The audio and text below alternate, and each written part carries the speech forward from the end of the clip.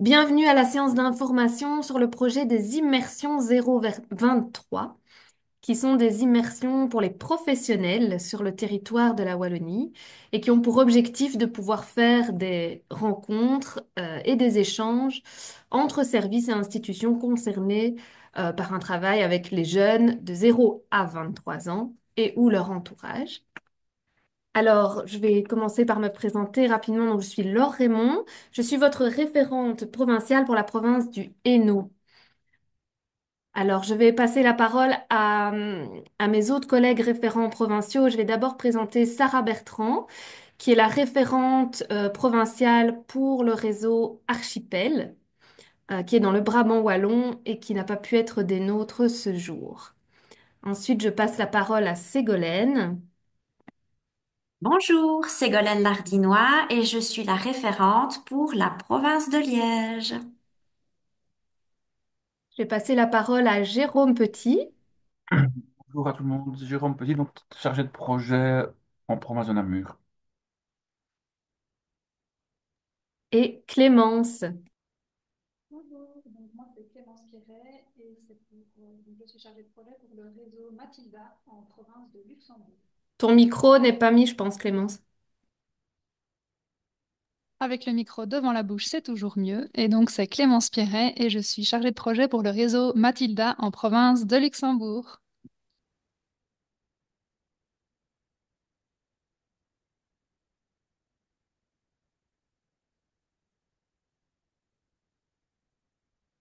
Cette fois, c'est ton micro, Laure.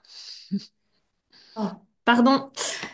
Donc, vous aurez aussi contact dans le chat avec Aurélie, Jessica et Émilie, qui sont chargées de communication et qui nous apportent une aide précieuse sur le projet des immersions. Alors, on va passer au programme qui va nous occuper pendant une petite heure. Ah, après le programme, pardon. Avant de démarrer dans le vif du sujet, quelques précisions techniques. Alors, vous avez constaté que vos caméras, vos micros sont coupés puisque nous sommes dans un format webinaire. Donc, ça permet d'éviter les interférences, mais vous pouvez toujours interagir avec nous dans le chat. Donc, dans le petit onglet chat en bas de votre écran.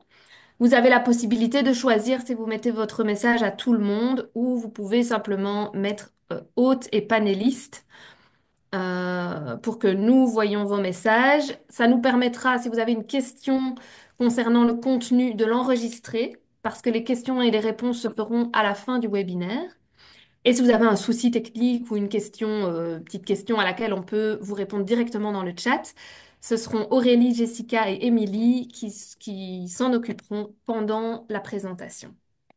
Vous avez aussi l'onglet questions et réponses. Donc, si vous avez une question par rapport au contenu, on vous encourage à utiliser cet onglet-là. Donc, toutes les questions seront centralisées pour pouvoir y apporter une réponse en fin de webinaire.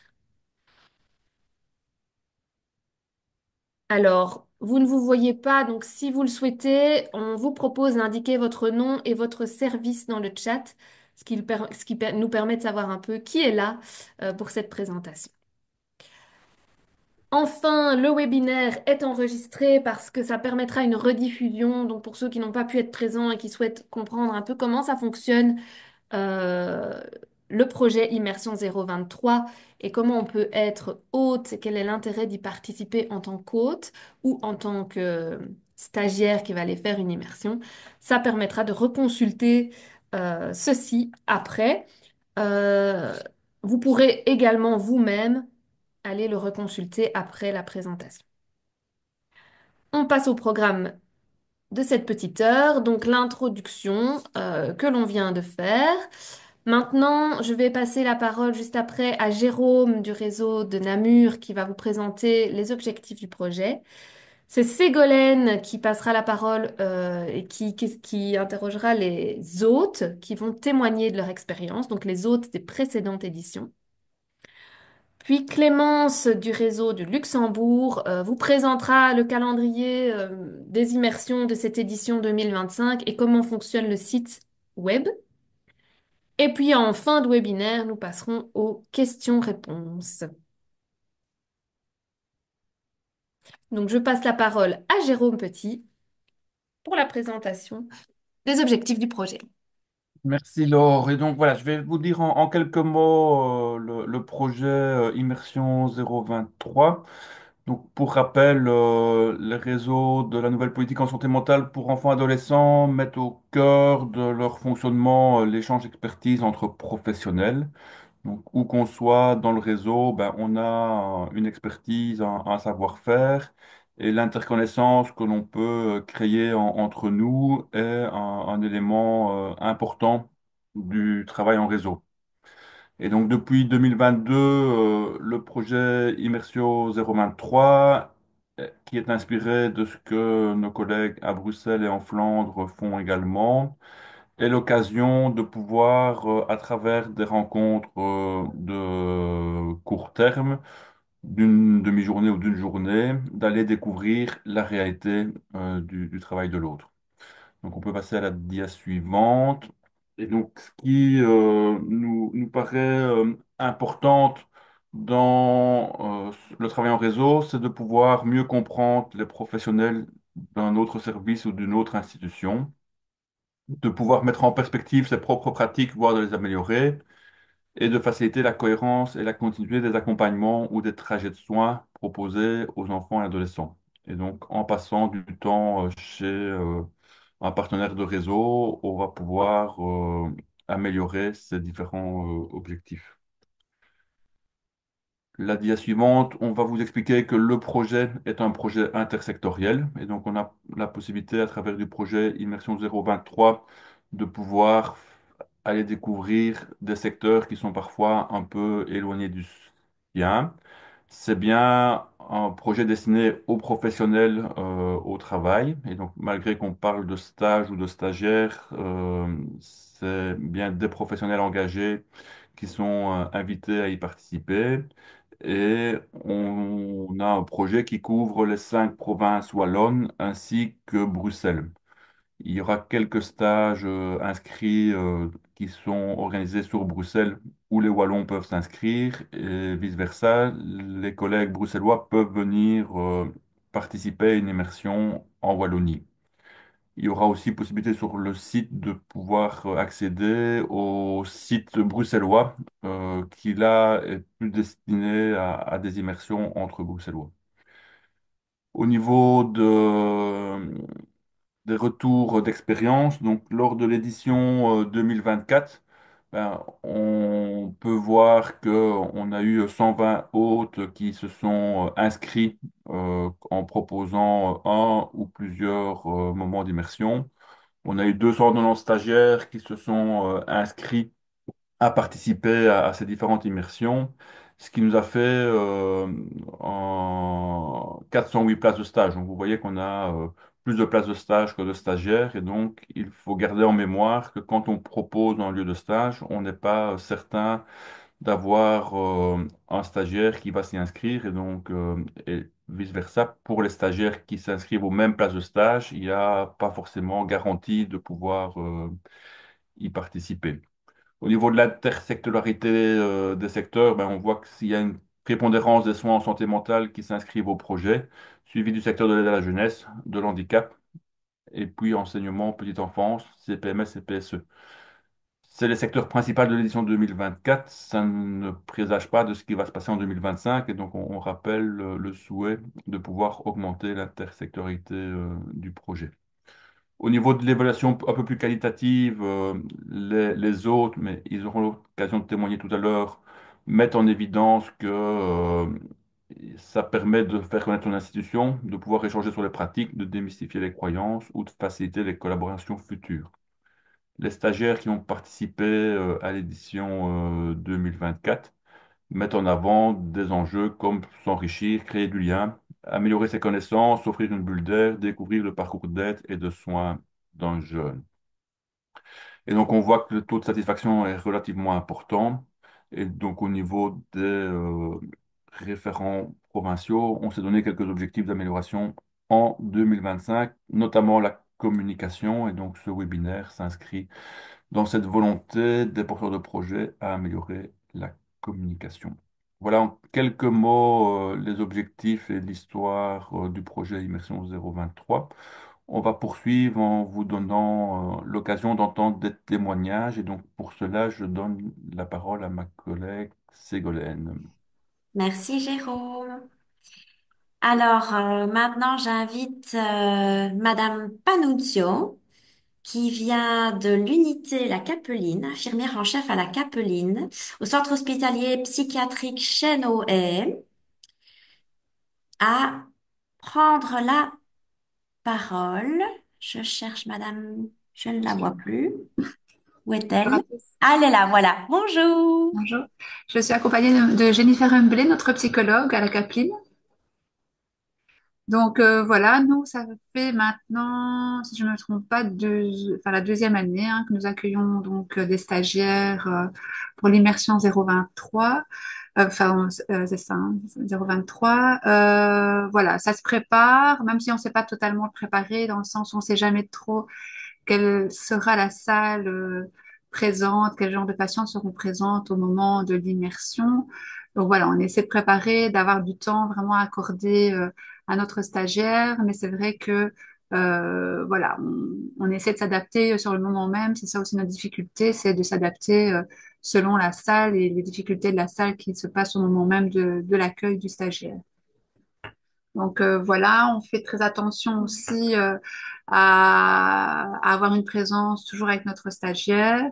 Donc il est toujours accompagné et on ne sait pas non plus, on peut expliquer nos activités, mais on ne peut pas non plus le faire rentrer dans les activités vu que c'est un stage d'une seule journée. Les patientes risquent d'être vraiment en difficulté, d'avoir quelqu'un en observation comme ça pendant les activités. Donc voilà, c'est vraiment plutôt un échange qui se fera au sein de la Capeline, un échange avec le personnel soignant et voir un petit peu comment on fonctionne, notre projet, nos difficultés, nos réussites aussi. Donc vraiment un chouette échange. C'est vraiment très riche à ce niveau-là de pouvoir aussi voir la réalité de terrain des autres et qu'eux puissent voir la nôtre. Donc voilà, on explique quand même la juste distance par rapport à nos patientes en difficulté, le gros risque de clivage, voilà, le secret professionnel qui est vraiment différent aussi chez nous par rapport à enfin par rapport à l'aide à la jeunesse en règle générale ou à l'école ou enfin voilà, c'est vraiment différent. Enfin vraiment des échanges sur toutes nos préoccupations du quotidien. Donc je ne sais pas si voilà, en gros, voilà, on a aussi des gros risques de d'agitation ou voilà, de mise en sécurité de patients pendant le stage. Mais c'est des choses qui sont expliquées directement aux stagiaires dès leur arrivée. Après, ils savent aussi où ils mettent les pieds, dans quel genre de service ils mettent les pieds. Donc voilà. Mais c'est vrai que c'est important de débriefer avant et après si on a une agitation ou de la violence ou de l'agressivité avec notre stagiaire. En général, ça se passe bien. Donc, donc voilà, c'est toujours très très riche et pour autant pour nous que pour le stagiaire. Donc, en règle générale, c'est positif, même si parfois on doit vraiment, les patientes se posent beaucoup de questions, on doit réagir à ce moment-là, essayer de les rassurer, mais ça reste riche. Souvent, ils sont accaparés par les patientes, hein. C'est un nouveau élément dans l'unité, donc elles sont vraiment, voilà, elles ont beaucoup d'attention des jeunes, et donc souvent ça peut créer alors ce clivage ou même ce sentiment de ne pas savoir quoi faire, parce que c'est une drôle de position quand même d'arriver dans une unité pour une journée. Donc, voilà. Oui, tout à fait. Mais on entend aussi que voilà, c'est quelque chose qui se prépare en amont, avant, pendant, après aussi quelque part. Euh, et est-ce que je peux vous demander, au niveau des stagiaires que vous avez déjà accueillis, euh, qu'est-ce qui vous renvoie, qu'est-ce que eux vous renvoient? Qu'est-ce qui les marque le plus ou qu'est-ce qui les surprend le plus ou qu'est-ce qui a fait moment fort pour eux, vous diriez? Ben, c'est souvent la détresse qui marque la détresse parce qu'ils la voient également, ils la voient également dans leur métier, là où ils travaillent. Mais c'est vrai que la détresse qui est tellement condensée, dans une unité de crise que ça marque quand même très fort. Notre, le fait d'être aussi parfois dans l'impossibilité de proposer des solutions après, d'être là et de se dire, bah, tiens, vous mettez fin à l'hospitalisation telle date, mais vous n'avez aucune solution. Et ça, c'est quand même parfois très interpellant de voir que nous, quoi qu'il en soit, ce sera fin d'hospitalisation et même sans solution pour la suite, parce que voilà, on doit vraiment, voilà, notre travail au niveau psychiatrique est terminé. Donc, c'est vraiment toujours ce fait d'incompréhension des stagiaires de se dire ouais, ça doit être très difficile. Et c'est vrai que c'est quand même parfois interpellant de se dire tiens, on a quand même beaucoup de limites aussi à notre niveau. Donc, aussi ce qui est difficile, enfin, ce qui est quand même interpellant, c'est voilà, de voir quand même des jeunes qui se font énormément de mal Oui, et qui c'est se ça. mettent quand même en difficulté, l'agressivité qu'elles ont aussi envers le personnel et qu'on doit gérer ça au quotidien. Ça, c'est quand même très marquant. Après, on a des périodes beaucoup plus calmes que d'autres. Enfin, voilà, C'est un peu heureusement, aléatoire, c'est hein. aléatoire. Donc, on sait pas, on prépare nos passages aux stagiaires, mais on sait pas tout préparer. Donc, voilà, on sait jamais de quoi sera fait l'heure qui suit. Donc voilà, on fait au mieux et c'est vrai que voilà nos projets aussi les interpellent, ils trouvent ça intéressant de pouvoir voir comment nous on fonctionne en situation de crise. Voilà, les lieux sont voilà à voir, mais on a quand même une chambre d'isolement et ça c'est aussi interpellant pour nos stagiaires de devoir voir une chambre d'isolement et de savoir comment on fonctionne en chambre d'isolement.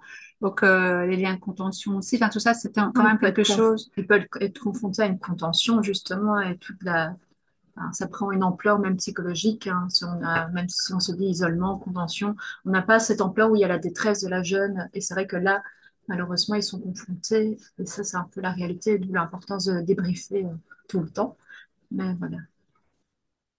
Mais on entend bien en tout cas que ça montre vraiment aux stagiaires professionnels qui viennent d'un tout autre milieu, de tout autre secteur, quelles sont vraiment vos réalités de terrain au quotidien, quel est votre univers qui peut être considéré comme peut-être particulier. Voilà, ça permet vraiment de découvrir votre univers au quotidien, tout ce qui fait ressource chez vous. Mais là aussi, j'entends les limites. Ben là aussi, voilà, comprendre aussi ce qui fait qu'à un moment donné, votre accompagnement, votre travail s'arrête à tel moment pour telle et telle raison. Et ça permet aux autres professionnels, je pense, de mieux cerner, mais justement là, pourquoi votre travail s'arrête à tel et tel moment et que jusque-là, peut-être, ça laissait certains un peu dans des questionnements ou des incompréhensions. Donc ça, c'est vraiment, vraiment très intéressant. Voilà, découvrir votre univers et l'étendue de votre travail, de où à où il va exactement, en fait. Et dernière petite question, avant de passer à l'autre suivant. Si vous aviez un conseil à donner pour ceux qui hésitent encore à se lancer comme hôte, quel serait-il? Ben, le conseil serait déjà, toute l'équipe doit être en accord, donc d'en discuter déjà en équipe. Ça, c'est important parce que, voilà, nous, les stagiaires passent d'un professionnel à l'autre parce que, voilà, une fois, moi, j'accueille pour expliquer une chose, et la psychologue l'accueille pour autre chose, l'assistante sociale. Donc, il faut vraiment que toute l'équipe soit en accord avec ce projet pour pouvoir au mieux accueillir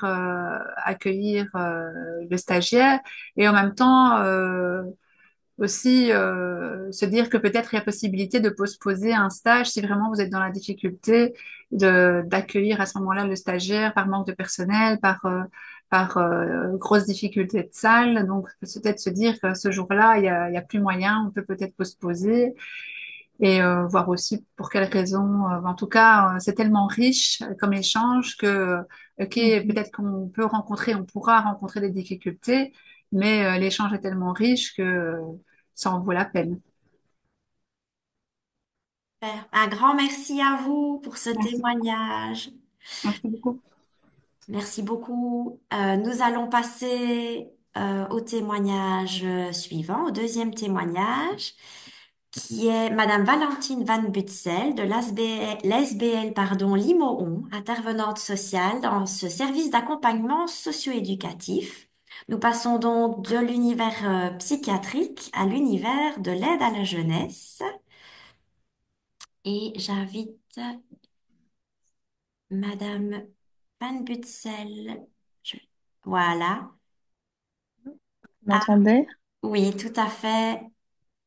Bonjour à tous. Vous m'entendez? C'est Oui, bon? Oui, parfaitement voilà. bien. Merci, Donc, bonjour moi, je à suis vous. intervenante sociale à la SBL.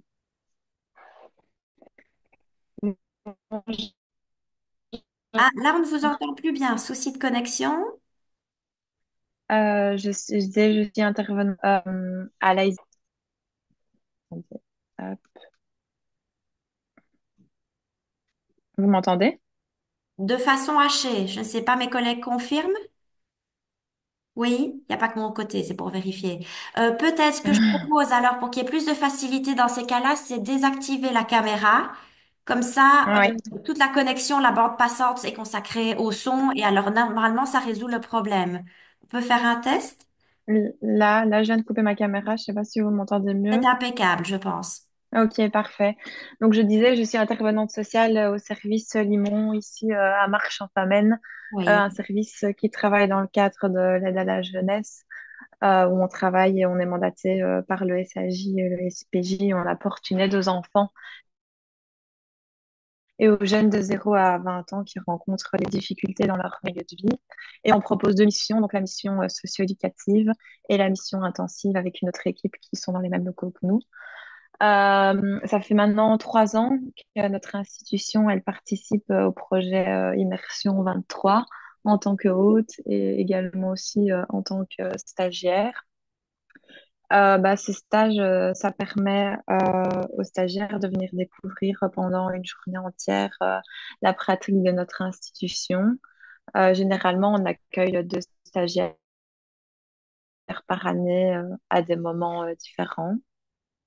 Ça permet aux participants de découvrir notre institution, de nous accompagner pendant nos rencontres en famille, de venir explorer nos outils de travail, nos nouveaux projets, de rencontrer toute notre équipe. Et on passe généralement une bonne heure en début de journée avec le stagiaire pour lui expliquer notre manière de travailler.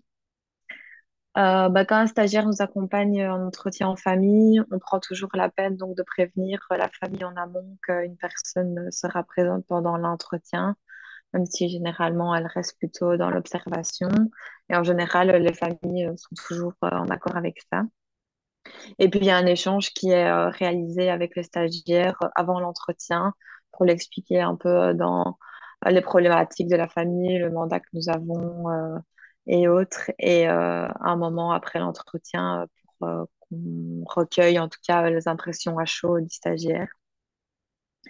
Cette immersion, ça nous permet d'ouvrir la porte à de futures collaborations, donc entre les participants et notre équipe. Et la vie extérieure aussi qui est apportée sur notre manière de fonctionner, qui nous permet d'échanger sur notre pratique et notre manière de travailler.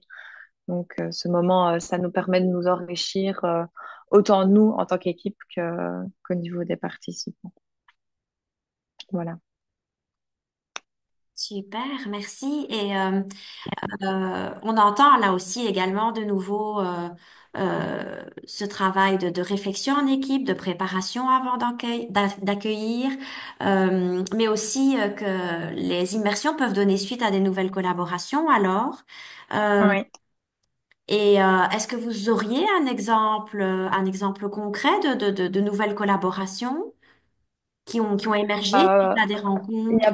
on en a pas eu actuellement, mais c'est vrai qu'on prend à chaque fois bien contact avec la personne qui vient et on a toujours le numéro et on le réfère dans notre ordinateur, mais on n'a pas eu de moment concret par la suite. Mais voilà. Ok. Mais en tout cas, ça élargit le carnet d'adresses. Voilà, J'entends. Voilà, à c'est ça, minima. oui, c'est ça, exactement. Et par rapport, même question que pour les autres, les précédents, les précédentes, quels conseils donneriez-vous à ceux qui ont encore quelques hésitations à se lancer dans l'aventure en tant qu'hôte? Je pense qu'il faut se lancer, que c'est quelque chose qu'il faut à minima préparer en équipe, mais je trouve ça tellement enrichissant au niveau de la collaboration et au niveau d'avoir un avis extérieur ou autre sur notre manière de fonctionner, que c'est une chouette journée qui est proposée et, à se lancer, je trouve. Nous, les trois expériences qu'on a eues ont été vraiment chouettes à chaque fois avec les personnes et les échanges ont toujours été précieux. Super. Un grand merci à vous, Valentine, pour ce témoignage Merci. très intéressant et qui complète bien le précédent, puisqu'on est vraiment là passé dans un tout autre univers très différent. Merci beaucoup. À Euh, vous. Dans le troisième témoignage, nous passons à Simon, qui travaille en équipe mobile pour le réseau Archipel, donc pour le Brabant wallon. Simon, je vous laisse Bonjour. la parole. Bonjour, oui, effectivement. Donc, je suis psychologue aux équipes mobiles. Donc, dans le Brabant wallon, il y a trois équipes mobiles chez nous, mais c'est vraiment dans une des trois qu'on a décidé de se mettre en tant que hôte. Donc, c'est l'équipe de soins assertifs. Donc, c'est vraiment des situations complexes et chroniques. Et la décision de devenir hôte, elle est venue assez rapidement parce que finalement, ça correspond assez bien à notre qualité de travail. C'est-à-dire que en tant qu'équipe mobile, on se rend à domicile, donc on va vers les familles. Et donc, le fait d'accueillir quelqu'un de l'extérieur vers l'intérieur de notre équipe, on trouvait qu'il y avait quelque chose d'assez intéressant. Et donc, c'est une expérience qui a été assez positive. Ce qu'on a choisi, c'est d'accueillir les stagiaires pendant le temps de réunion. Donc ça, c'était à minima ce qu'on avait proposé, pas directement pour aller dans les familles. Alors certains ont été dans les familles, mais seulement dans les situations où ça pouvait se mettre. Donc effectivement, on en a parlé aux familles, aux jeunes, voir si ça pouvait avoir du sens d'accueillir une personne comme ça en one shot, hein, parce que je pense que c'est quelque chose qui peut être une limite pour certaines personnes. Voilà, pour accueillir des stagiaires extérieurs qui viennent qu'une journée, quel sens ça peut avoir de les faire rencontrer les patients. Mais voilà, pour certaines situations, ça s'est vraiment bien mis et ça a eu du sens. Et donc, ce qui nous a motivés dans le fait de devenir hôte, voilà, c'est se donner à voir aussi à quelqu'un d'extérieur. Alors, quand on est en équipe, on a un peu nos habitudes, on a nos rituels, on a nos manières de penser. Et le fait d'accueillir quelqu'un de l'extérieur, bah, on trouve que ça vient nous remettre en fait en question. Ça nous permet de nous redéfinir, ça nous permet d'expliquer notre manière de fonctionner. Et donc, il y a vraiment une plus-value, je pense, pour l'équipe parce que c'est un travail auquel on n'est pas habitué quand on est dans notre quotidien en équipe. Et donc, ça nous permet aussi de, quelque part, voir un peu nos tâches aveugles, c'est-à-dire, voilà, en équipe mobile et l'équipe mobile MOSA, on a des situations vraiment complexes et très chroniques où on travaille beaucoup avec de l'impuissance, avec des situations très, très compliquées. Et le fait d'avoir ce regard bah, de l'extérieur qui vient réinterroger, qui vient questionner sur nos pratiques, ben, ça nous pousse à aller un peu plus loin. Donc ça, c'était vraiment très, très, très positif pour notre équipe. Puis bien sûr, c'est un échange de bonnes pratiques, hein, parce que voilà, on a notre manière de fonctionner, on a une grande créativité, mais on est toujours à l'affût de, OK, comment intervenir dans tel type de situation, comment est-ce que vous faites dans votre réalité de travail. Donc ça, c'est vraiment un point très positif aussi. Euh, et voilà, le fait de se remettre en question, ça, je pense que c'est très positif. Et alors, certains des stagiaires, bah donc, la particularité, c'est que ce sont des professionnels aussi. Donc, à la fois, c'est enrichissant, à la fois, c'est peut-être deux fois plus stressant, j'ai envie de le dire comme ça, d'accueillir un professionnel qui a bah, quelque part un rôle aussi, une mission, une manière de travailler. Donc, oser se montrer avec ses fragilités face à un professionnel, c'est pas toujours simple. Et donc, voilà, ça, on a vraiment pris le temps en équipe de réfléchir comment est-ce qu'on allait accueillir ces stagiaires professionnels. Et ça, c'est un effet aussi positif dans le fait de devenir hôte, c'est que on rassemble l'équipe autour d'un projet commun. Et donc, voilà, il y a quelque chose où on fait ensemble dans une nouvelle aventure. Donc, voilà, ça, c'était très, très chouette.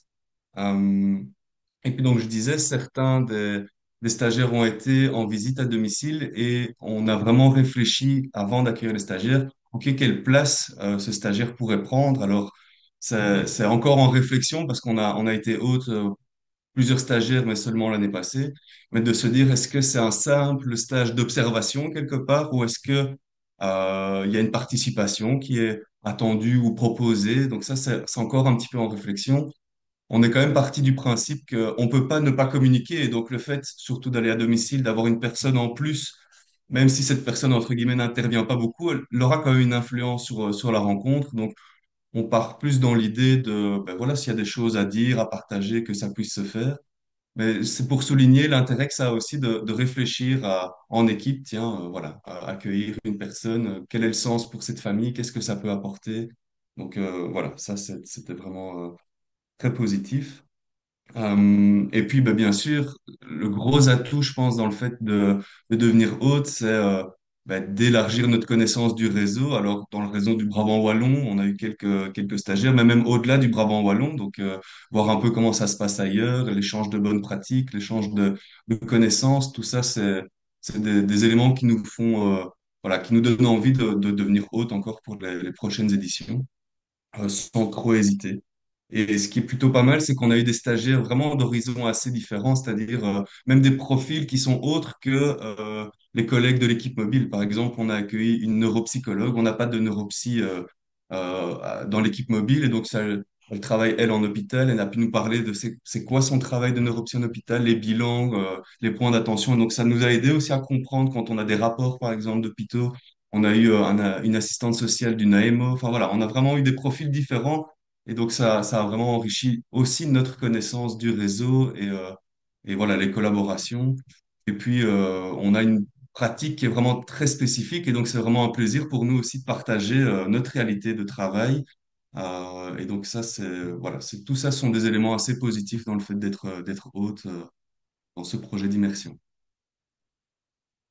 Merci beaucoup Simon pour ce témoignage très riche aussi et qui complète aussi les deux précédents et où on entend ici vraiment bien l'intérêt aussi pour l'équipe et pour vos pratiques d'avoir ce regard extérieur Oui, qui peut être un peu challengeant au départ mais qui absolument. finalement Oui. se trouve être très riche et très intéressant. Euh, Même question que pour les autres aussi. Pour le petit mot de la fin, quel conseil vous donneriez à ceux qui hésitent, qui ont encore justement peut-être cette crainte justement de se dévoiler face à un autre professionnel, face à ce regard extérieur? Mais vraiment, moi, je souligne le fait que c'est très enrichissant à la fois pour le stagiaire, mais aussi pour l'hôte et pour l'équipe, parce que voilà, cette redéfinition de soi, réfléchir un peu à quelles sont nos ressources, nos limites, être soumis un peu à ce regard extérieur, c'est plutôt positif. Et que, oui, bon, c'est un professionnel et donc ça a les avantages de l'inconvénient aussi, j'ai envie de le dire comme ça. Mais on n'a pas eu d'expérience négative avec les stagiaires. Et puis, ce qui nous a rassurés au début, c'est de se dire, bon, en fait, ça peut être déjà rien que la réunion et c'est déjà pas mal, voilà, sans forcément aller dans le travail de terrain. Mais déjà en réunion, ça permet déjà d'apporter pas mal de choses et ça n'engage pas énormément. Voilà, une demi-journée. Je pense qu'il faut pas hésiter trop longtemps. C'est une chouette expérience. Merci beaucoup, Simon. Je vous en prie. Et nous allons poursuivre avec le quatrième et dernier témoignage en province de Liège avec Madame Caroline Donnet qui travaille pour le service Albatros, un service d'accueil familial pour enfants, adolescents, mais aussi adultes, porteurs de handicap. Alors, Caroline, où es-tu? Je remets la caméra pour Caroline et le son. Caroline. On m'entend Oui, et on ne te et voit on ne me voit pas. Ben, je ne sais pas pourquoi. pas. Bon, écoutez, attendez, hein, j'essaye. Ah, voilà. Voilà, voilà, Voilà, super. simplement, nickel. Ben, écoutez, je vais un petit peu être redondante à mon avis parce que c'est vrai que les trois précédents témoignages, c'est vraiment ben, ce que j'allais expliquer. Donc, vraiment que du positif. Donc, je suis assistante sociale donc, au service d'accompagnement en accueil de type familial. Donc, comme vous l'avez dit, on suit les familles, les enfants et adultes porteurs de handicap qui sont en famille d'accueil long terme. Et donc, je pense qu'on a reçu 3 stagiaires, bah, dont vous d'ailleurs. Euh, donc, c'est vrai qu'on va organiser notre journée en fonction de la personne qui va venir. Donc, on essaye vraiment de montrer à la personne qui vient plusieurs aspects de notre travail. Donc, les réunions scolaires, bah, les suivis évidemment des familles d'accueil. Et donc, on essaye évidemment de choisir les familles d'accueil qui sont disponibles à ce moment-là, qui ne sont évidemment pas dans une situation de crise où plus rien ne va, hein, parce que bon, il y en a quand même. Et voilà, donc on téléphone à la famille pour voir si on peut venir avec une stagiaire ou pas, et qu'ils expliquent déjà l'accueil familial, parce que c'est vrai que notre service n'est pas, on se rend compte qu'il n'est pas très connu, et que c'est vrai que même quand on parle des familles qui accueillent des adultes, qui sont familles d'accueil d'adultes, encore moins. Et donc voilà, on essaye aussi d'aller voir parfois des familles d'accueil pour adultes, des réunions scolaires ou des rendez-vous voilà, au SAJ, etc. Et voilà, c'est vraiment très, très enrichissant. Ben, on élargit, c'est vrai, nos connaissances au niveau des autres services et inversement. Donc voilà, pour moi, ce n'est vraiment que du positif et ça s'est toujours très, très bien passé, vraiment. Et alors, ce qui est chouette, c'est que les personnes posent des questions et on se rend compte en répondant qu'il y a beaucoup de choses qu'on fait, et qu'on sait faire, et c'est le retour qu'on a. Ah oui, vous faites ça aussi, vous faites ça aussi, alors que c'est notre quotidien finalement, hein, comme quand on est à la maison, qu'on fait les tartines et qu'on fait le linge, etc. Mais finalement, on fait beaucoup, et c'est super gai en fait de dire ah ouais, finalement, pour nous, ça coule de source, mais c'est vraiment gai d'avoir un regard extérieur et ça nous redonne. Et puis c'est gai d'expliquer notre travail, c'est vraiment super. Enfin voilà, que ce soit pour l'un et pour l'autre, je trouve que c'est vraiment très, très intéressant. Moi, j'adore. Je n'y vois vraiment aucun inconvénient. Oui, c'est sûr qu'il faut organiser sa journée. Bon, on est plusieurs mi-temps. Et voilà, mis à part ça, la contrainte horaire, etc., trouver le jour où on n'a pas de rendez-vous ou voilà, on ne va pas inclure un stagiaire parce que ça va peut-être gêner la famille ou c'est, voilà, parce qu'il faut quand même garder un petit peu enfin, faire attention quand même au GDPR ou je ne sais quoi là. Enfin voilà, même s'il y a le secret professionnel, ben, il y en a qui n'ont pas trop envie, donc on fait attention à ça aussi. Mais voilà, non, donc pour moi, enfin pour nous, l'équipe, c'est vraiment une expérience super enrichissante et j'ai hâte d'accueillir le prochain stagiaire chez nous. Et inversement, et d'être aussi d'aller en- en- dans un autre service moi-même. Merci, Caroline. Voilà. On a bien entendu ici, voilà encore un élément supplémentaire, c'est ce côté, le regard extérieur ici qui fait prendre conscience de toutes les ressources que votre équipe et que votre service a, en fait, toutes ces choses qui peuvent, qui sont devenues finalement un peu anodines du quotidien et qui pourtant peuvent toujours créer la surprise ou l'intérêt, chez d'autres. Donc ça, c'est intéressant aussi, merci. Et comme j'ai demandé aux autres, deux petites questions alors encore pour vous. Qu'est-ce que vos stagiaires vous ont renvoyé qui les a marqués, justement, surpris par rapport à votre service, à votre équipe, à votre travail? Mais comme je l'ai dit, notre service est vraiment pas très connu et on s'en rend compte que les personnes, voilà, enfin, connaissent pas l'accueil familial finalement, ou alors l'accueil familial d'avant où on mettait un petit, on le reprenait du jour au lendemain et ça faisait peur, etc. Ils voyaient ça plus comme quelque chose de négatif. Je parle évidemment ici juste de l'accueil familial et et donc voilà, ben et puis bah, c'est vrai qu'on manque de familles d'accueil, hein. Je vais prôner ici pour notre service et on essaye aussi de faire un petit peu de la pub.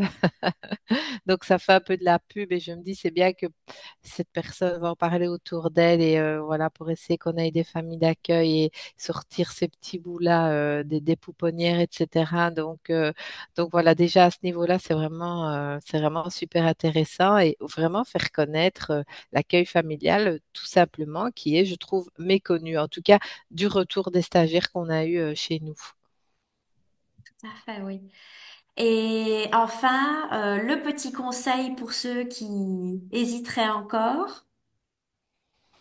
Ben, vu que moi, je vois pas d'inconvénient, Ah ben voilà, c'est il bon, y a ça ne fait que, il pas y a que, l'inconvénient. il y a vraiment que du positif. Donc, oui, mis à part organiser sa journée et faire des rendez-vous pour essayer de montrer tout le panel de ce qu'on fait, voilà, pour essayer d'être varié. Mais c'est vraiment intéressant, comme les autres. Témoignage, dans un sens comme dans l'autre, pour moi, il y a vraiment pas de négatif, quoi. Enfin, en tout cas, nous, ça s'est toujours très bien passé avec les personnes qui sont venues. C'était vraiment très, très, très agréable. Donc voilà, moi, vraiment, il faut même pas hésiter, même pas l'once d'une hésitation. Merci Caroline pour la pub d'enfer. Avec plaisir. Un grand merci pour votre témoignage. Et voilà les témoignages. Voilà, vous avez eu 4 témoignages à travers un petit peu toute la Wallonie ici, d'expériences d'hôtes.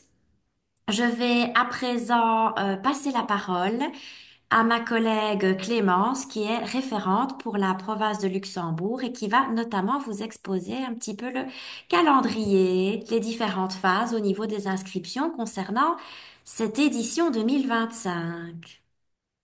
Merci Ségolène. Donc là, on est dans la phase 1 qui a démarré le 19 septembre et qui se clôture bientôt, à savoir le 24 janvier. Donc pour ceux qui hésitent, il est l'heure de passer le pas pour rejoindre donc les services hôtes de cette édition 2025. Donc cette première étape, elle consiste vraiment au fait de recruter des hôtes. L'hôte s'inscrit via un site en ligne que je vais vous montrer directement après. Il décrit brièvement son service, il transmet les coordonnées d'une personne de contact pour l'immersion et alors il décrit le plus concrètement possible le stage qui sera proposé, ce qui sera proposé au niveau du contenu, mais aussi les modalités, s'il y a déjà éventuellement une date ou s'il y a des horaires précis, si c'est une journée, une demi-journée, etc. La deuxième phase du projet commencera le 11 février et donc elle se déroule du 11 février au 16 mars. Et donc là, c'est la phase d'inscription des stagiaires. Il va y avoir un catalogue en ligne qui va être publié avec donc tous les lieux de stage de cette édition 2025. Et donc là, les professionnels sont invités à aller consulter la liste des stages et à choisir entre un et 3 stages. Il faut savoir que nous, on conseille souvent d'en choisir 3 parce qu'il y a des endroits qui sont fort sollicités, sur lesquels on est amené à faire des tirages au sort. Et donc, si vous n'avez choisi qu'un endroit et que c'est un endroit qui est plébiscité, bah, vous risquez de ne pas avoir de stage, ce qui est dommage. Donc voilà. Donc après, chacun est libre de faire son choix, mais nous, on encourage d'en choisir un, deux, enfin d'en choisir 3. Euh, un petit rappel aussi, les services qui s'inscrivent comme hôtes ont un accès prioritaire au catalogue de stage. Ça veut dire que pendant une semaine, ils reçoivent un lien privé qui permet à leurs travailleurs d'aller faire leur choix de manière prioritaire. Et il y a déjà un premier matching qui est fait à ce moment-là, avant que le catalogue ne soit public. La phase 3, c'est l'attribution des stages. Donc, elle commence à partir du 18 mars. Et donc là, ben, c'est nous, hein, donc moi et mes collègues, enfin mes collègues et moi, quand on est poli, qui vont vraiment recevoir toutes les informations des stages où les personnes se sont inscrites. Et donc, on va procéder au matching et essayer que l'offre rencontre la demande et donc que les stagiaires puissent aller aux endroits où ils le souhaitent. Et donc, vous allez recevoir à ce moment-là des emails de confirmation à l'hôte pour lui dire ben, qui est le stagiaire qui viendra chez lui et le stagiaire pour savoir quel stage lui a été attribué. Et donc, je profite que nous discutions de ça pour attirer votre attention sur le fait que parfois ces emails vont se ranger dans vos spams. Donc, voilà, c'est pour ça que c'est intéressant d'avoir le calendrier en tête aussi. Vous savez, aux périodes où vous êtes susceptible de recevoir ces mails de confirmation. La phase 4, c'est la phase de réalisation du stage. Donc, les immersions, c'est pendant 3 mois, d'avril à juin. Et donc, les choses se concrétisent. Le professionnel se rend sur le lieu de stage. Ici, les 2 petits points d'intention qu'on vous donne, c'est l'importance de faire un feedback entre l'hôte et le stagiaire à la fin du stage, soit en fin de journée, soit un petit retour par mail après, de pouvoir que le stagiaire puisse dire comment il a apprécié l'accueil qu'il a reçu, ce qu'il a découvert, etc. Ça permet aussi à l'hôte ben voilà, d'ajuster éventuellement pour les éditions suivantes ou justement d'être renforcé dans le fait que son accueil était vraiment chouette et son stage intéressant. Donc voilà, parfois nos partenaires émettent un peu le regret de ne pas avoir de retour du stagiaire. Donc c'est vraiment à ce moment-là que vous devez l'organiser. Et donc, avec les autres référents, on organise aussi chaque année une enquête de satisfaction via un Google Form. Voilà, on vous envoie un petit mail en vous demandant d'y répondre et ça nous permet d'essayer chaque fois de faire des petits ajustements. Alors maintenant, je vais vous présenter le site. Alors, le premier onglet qu'on va consulter dans la foulée de ce qu'on vient voir maintenant, c'est s'inscrire comme hôte. Alors, je vous ai fait un petit exemple. Moi, Clémence Pierret, qui travaille au réseau Mathilda, je décide d'organiser une immersion cette année. Donc, je mets le nom de mon organisation. Je spécifie si je suis un service au sein d'une grande institution. Je mets mon secteur, ma province. Je décris brièvement mon organisation. Si j'ai un site web, je l'indique ici. Je passe à la page suivante où là, je mets la... Clémence, je me permets de te couper, on ne voit pas Oui, ton écran. on voit pas mon écran. Donc on te voit toi, mais on n'a pas de partage de ton écran. Si, moi je vois. Moi, je le vois. Ok, Moi, je le vois aussi. Ah, ok, ben je vais départager, je vais repartager, comme ça on est quand même sûr. Et je continuerai alors. Les participants, est-ce que l'un ou l'autre participant peut simplement confirmer s'il voit bien l'écran projeté par on le Mathilde? voit. Ok, c'était chez moi Ok, le problème, désolée. nickel.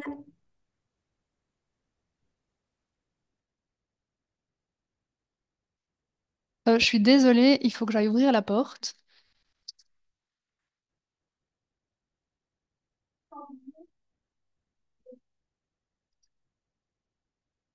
Voilà. Donc, la première étape, c'était donc pour quelle organisation travaillez-vous? La deuxième étape, c'est la personne de contact pour l'immersion. Donc, ici, c'est moi, Clémence Perret, mon adresse email. Je continue. Ici, je décris l'offre d'immersion que je propose. D'abord, d'un point de vue pratico-pratique, à savoir l'adresse. Je peux mettre des informations complémentaires. Nous, nos bureaux, ils sont dans une maison familiale et parfois, on ne s'attend pas trop à ce qu'on soit caché derrière cette façade-là, donc je le précise. Je précise ici la durée de mon immersion, c'est une journée. Dans notre équipe, on a souvent nos agendas qui sont remplis très longtemps à l'avance. Donc nous, ce qu'on fait maintenant, c'est qu'on détermine une date fixe pour l'immersion. Et ça, c'est notamment une petite nouveauté de cette année suite aux évaluations que vous, les hôtes et les stagiaires, vous complétez. On a parfois reçu un retour comme quoi c'est compliqué de trouver une date pour concrétiser les stages. Donc, on a ajouté ce champ période ici qui n'est pas obligatoire, mais qui vous permet en tout cas, si ça peut aider, de déjà préciser une date. Et comme ça, quand le stagiaire va en ligne, faire son choix de stage, il peut déjà voir s'il est disponible à cette date-là et la bloquer provisoirement. Donc nous, on pourra accueillir une dizaine de personnes. Pourquoi? Parce que ici, je décris plus précisément mon offre de stage et j'explique que l'idée, c'est de venir découvrir notre équipe, le fonctionnement d'un réseau, des organes décisionnels et alors de présenter différents projets qui sont développés au sein du réseau Mathilda. Donc en fait, nous, on organise comme une petite porte ouverte auquel on invite les partenaires qui nous connaissent un peu moins. Donc, ça y est, j'ai décrit mon offre de stage. Je continue en appuyant sur suivant. Et donc, ici, ce sont les modalités de participation. Donc, ici, c'est un petit peu le petit règlement, je vais dire, des immersions, donc qui explique voilà, que la personne qui va en stage chez un autre reste sous la responsabilité de son employeur. Que c'est important de prévenir l'autre si on est malade ou si on ne sait plus faire le stage, voilà, ce genre de choses. Euh, du coup, on vous demande d'accepter ces modalités de participation. On continue en faisant un aperçu de toute l'offre qu'on a détaillé. Et donc ici, vous pouvez vérifier toutes les informations que vous avez encodées. Et si ça vous semble correct et qu'il n'y a rien à modifier, vous pouvez soumettre votre offre de stage. Et donc, vous tombez sur une page ici qui vous confirme que votre offre a bien été envoyée. Vous recevez normalement un email de confirmation. Même petit point d'attention que tout à l'heure, il se pourrait qu'il arrive dans vos spams, hein. Voilà, mais c'est quand même pas toujours le cas.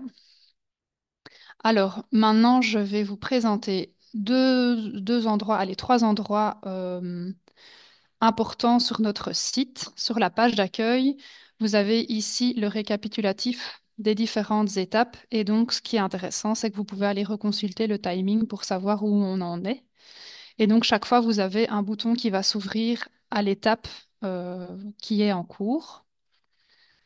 J'attire votre attention au niveau de l'immersion que nous avons rédigé des règles d'or en tant qu'hôte et des règles d'or en tant que stagiaire. Et il y en a pas mal qui ont été énoncés dans les témoignages qu'on a eus tantôt. C'est notamment l'importance de pouvoir préparer en amont son stage, de pouvoir prévenir toute l'équipe quand il va y avoir un stagiaire qui va arriver et le stagiaire de son côté ben, qui prépare un petit peu aussi, savoir où il met les pieds, voilà, ne pas arriver comme un touriste, on va dire. Donc voilà.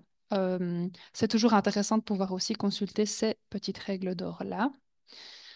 Alors, on va aller dans la foire aux questions, qui est divisée en trois parties. Les questions qu'on peut se poser avant l'immersion, les questions qu'on peut se poser pendant l'immersion et les questions qu'on peut se poser après l'immersion. Alors, je ne vais pas parcourir tout ça en détail avec vous, simplement attirer votre attention sur le fait que les règles d'or se retrouvent également à cet endroit, mais également les conditions de participation, donc ce fameux petit règlement qu'on a parcouru ensemble, si jamais vous voulez revoir ce à quoi vous vous êtes engagé, donc elles sont présentes à cet endroit-là. Alors, il y a de nouveau quelques questions que vous pourriez vous poser pendant le stage avec des réponses qui sont formulées ici en dessous. Et donc, après l'immersion, comme je vous l'ai déjà dit, on vous encourage à faire du feedback et à répondre à notre formulaire d'évaluation. Et si jamais vous avez des questions qui ne trouvent pas réponse dans notre foire aux questions, alors vous pouvez aller sur la page de contact où vous trouvez toutes les coordonnées de mes homologues et de moi-même. Voilà. Je reprends le PowerPoint et je pense que je repasse la parole à Laure. Merci Clémence. Ici, on a remis les contacts des référents provinciaux que vous avez pu découvrir ou revoir aujourd'hui. C'est aussi dans la rubrique Contact sur le site web Immersion 023. Donc, vous pouvez toujours retrouver nos contacts pour nous appeler ou nous envoyer un email. On va passer aux questions-réponses. Je n'en ai pas vu passer. Donc, c'est le moment. Si vous avez des questions, vous avez le petit onglet Q et R en bas de l'écran où vous pouvez interagir et on y répondra. Juste vous dire que, comme vous avez pu le constater, parfois on se pose beaucoup de questions avant d'être hôte. Voilà, ce côté des professionnels qui vont venir voir comment on pratique, le temps que ça prend, surtout les usagers aussi. Est-ce qu'ils vont accepter d'avoir... Mais comme vous avez pu le constater, l'expérience d'immersion, elle est totalement modulable et c'est vous en tant qu'hôte qui composez votre programme. Donc si c'est rencontrer l'équipe, visiter les locaux sans voir les bénéficiaires, c'est tout à fait possible. Ça peut être juste aussi mettre le focus sur un projet de l'équipe et le présenter pendant une matinée. Il y a vraiment une grande mobilité, modularité dans, dans la réalisation de l'offre d'immersion. Vous pouvez aussi déjà choisir une date, voire une période, par exemple, ce sera d'office un mercredi parce que Alors, le je vois, mercredi, c'est la je me réunion permets des... juste de te couper parce que je vois qu'il y a une question qui est arrivée entre-temps. Oui. Donc Euh, voilà, je terminais juste sur la petite synthèse. Autre aspect, vous serez prioritaire pour avoir un stage et ça c'est très important parce que quand on rend le lien public, il y a déjà beaucoup d'immersions qui sont complètes du fait de l'inscription des hôtes. Donc voilà pourquoi c'est important d'être hôte aussi. Et donc on va passer à la première question. Merci Émilie. donc, peut-on proposer plusieurs immersions dans différents secteurs au sein d'une même structure? Oui, tout à fait. Donc vous voulez dire, donc ici ce serait le cas où on a une institution qui a différents projets ou différentes sous-équipes.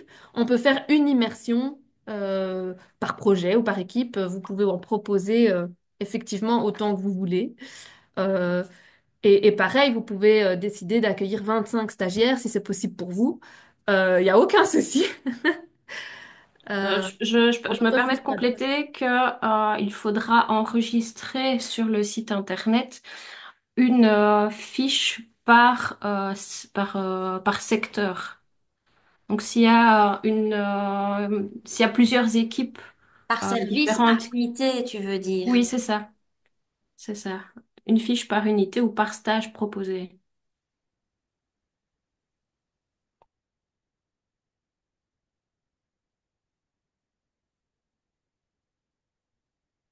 Et donc, c'est à cet endroit-ci qu'on peut faire la distinction, quand c'est le cas, le nom de l'institution et le nom du service, pour préciser ce que disait Jessica.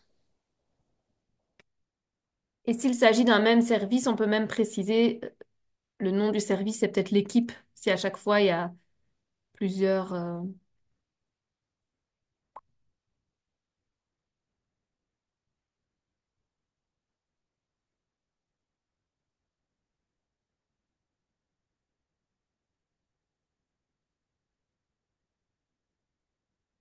Y a-t-il d'autres questions? N'hésitez pas, c'est le moment, hein, tout ce qui vous interpelle.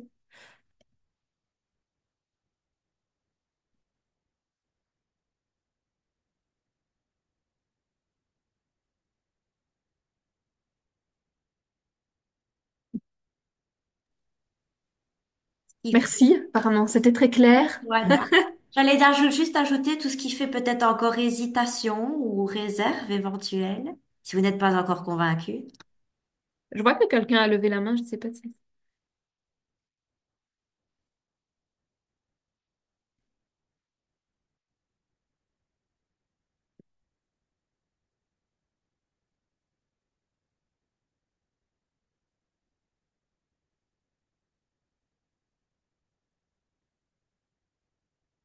Je pense qu'on a convaincu tous les partenaires ici présents ce jour. On compte sur vous.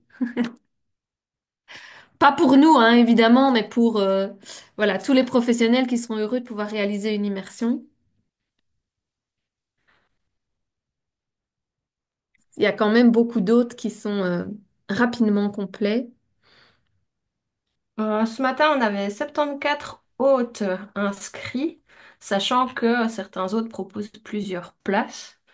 Donc, je pense qu'on doit déjà dépasser les 100 places de stage proposées.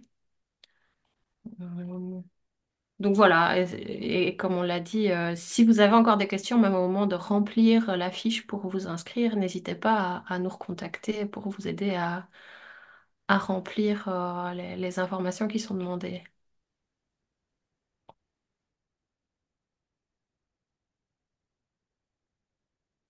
Je propose qu'on clôture la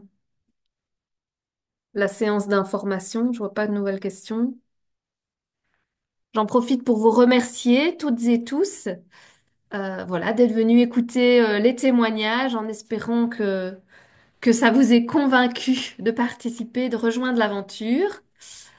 Un grand merci à nos 4 témoignages aussi. Très grand merci à vous d'avoir témoigné. Témoignage très, très complet, très riche, très complémentaire. Grand merci à vous.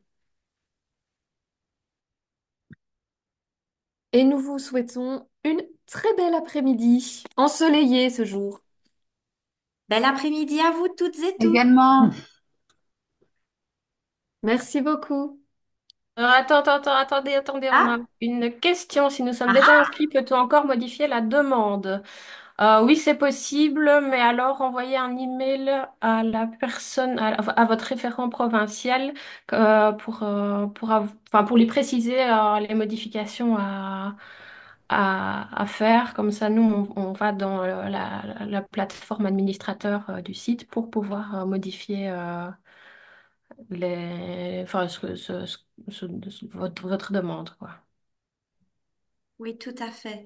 Tout comme par la suite aussi, au moment où le matching a été fait, donc que vous connaissez les coordonnées de votre ou vos stagiaires, par la suite aussi, les référents, votre référent de chaque province reste disponible, bien évidemment, pour toute question, interpellation. Voilà, on est vraiment disponible tout du long du processus.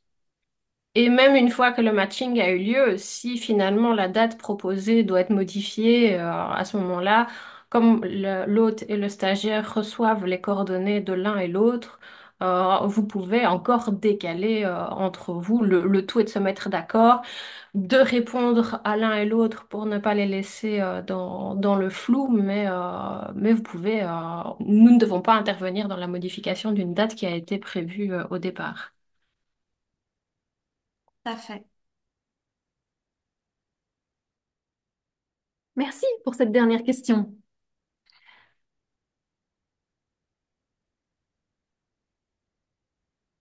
Quelqu'un a levé la main, j'ai vu, et puis J'ai vu ça aussi tout et à puis l'heure. parti. Un lever de main, puis ça part, puis ça revient.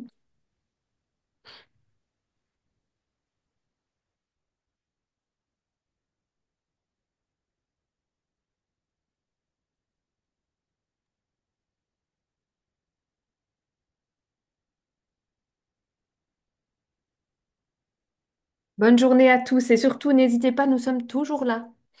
Oui. Mail ou téléphone, à toute heure du jour et pas de la nuit, Merci, Laure. Eh pour bien, vous assister. voilà. Belle journée à toutes et tous. Au revoir.